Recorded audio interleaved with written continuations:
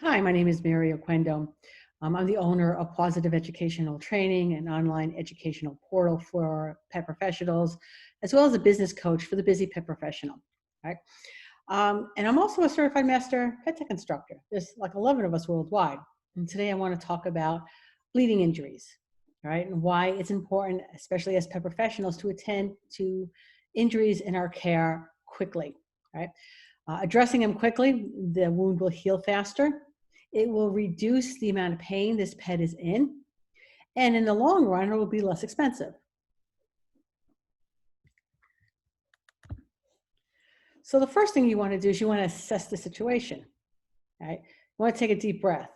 You know what? It can be very stressful for us when we realize that a pet has been injured in our care, and we want to be able to think clearly. So we want to stop, take a deep breath, and force oxygen back up into the brain because adrenaline has just kicked in.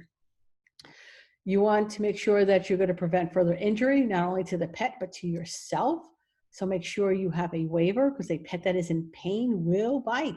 All right. This pet's a bite risk. And you should have a checklist and any waivers in your care about even doing pet first aid in the first place. And that's a whole other video. So anyway, what you're going to need. All right. So what are these ingredients right here? Those should be in your pet first aid kit. A blood clotter, such as you do not want to use like Quick Stop on an injury because Quick Stop is for toenail injuries and toenail injuries only. There are other products out there like Clot-It, and there's a couple of others that are just not coming to mind at the moment. A wound rinse that is specifically designed to rinse wounds. Most of them are chlorhexidine based. I personally like Vetericyn, and that's safe for both dogs and cats. An antibiotic cream. If you're grooming cats, you want to make sure it's the single ingredient and not the triple. It's a very rare allergy, but if a cat is allergic to the combination of the 3 ingredients in triple antibiotic, it is fatal. You want gauze, both the regular and the nonstick, a gauze roll. Vet wrap is handy. I always have a happy hoodie. And that's more for ear injuries. And just real quick on the difference between surgical and crazy glue, all right? These are not the same thing, all right? Surgical glue is more expensive for a reason. It contains medically safe ingredients, all right? As opposed to crazy glue, Gorilla Glue, or super glue, they do not contain medically safe ingredients. And also they need to be used properly, right? If you don't know how to use it properly, you can ask your veterinarian to show you how to do that, but so that you don't trap in bacteria and cause a whole other host of other problems, and of course, a muzzle. So there's basically 4 steps to any kind of bleeding injury. It's going to elevate the injury, direct pressure, pressure points, and then wrap it up, right? So, and this is Cecil, by the way, who so nicely was a model for this. So say Cecil here had an injury on his leg. Maybe he cut it while he was out and about, or he was playing too rough, whatever, right? You want to elevate the injury above the heart. So raise that leg up above his heart. He should be muzzled, but he's not really injured, okay?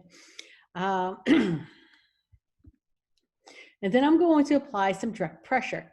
So I'm going to take a gauze and I'm going to hold it up against the wound. The first piece of gauze that goes on any wound for me is going to be non-stick gauze. And then I'm going to like hold that for like 30-ish seconds. And then I'm going to check to see if it's still bleeding. And I'm going to do that by removing my fingers off the gauze and not the gauze off the wound. Because if I do that, I can, if a scab has started, I can remove the scab and have it start bleeding all over again. And I'll do that up to 3 times. And then, exactly as here, as I'm just lifting my fingers to check. I'm not removing the gauze. The pressure point is anywhere a point between the injury and the heart. So for the major pressure points, they're going to be on the inside of each leg and at the base of the tail if the tail hasn't been docked. There are other pressure points, but around the head, but we really should not be using them only because we don't want to stop blood from reaching the brain, right?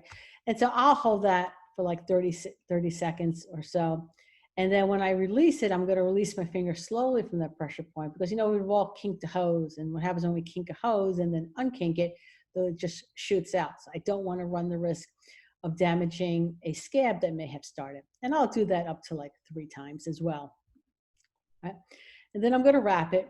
I'm going to take the gauze and I'm going to roll it on the body so as it naturally falls off of it. And I'll just wrap it, tie it off in a bow. Oops. Tie it off in a bow and then stuff any of the excess gauze into where I put the bow.